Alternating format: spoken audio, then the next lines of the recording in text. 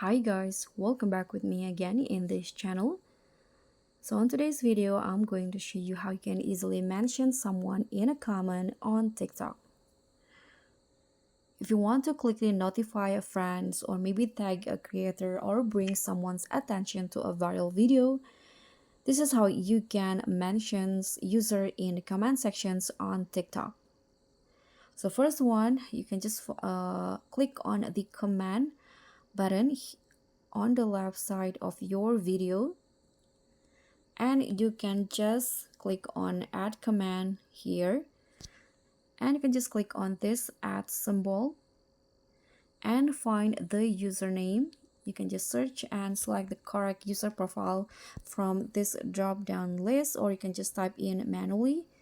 Let's say I'm going to mention this one right here, and you can also add additional command to this one. Look at this, for example.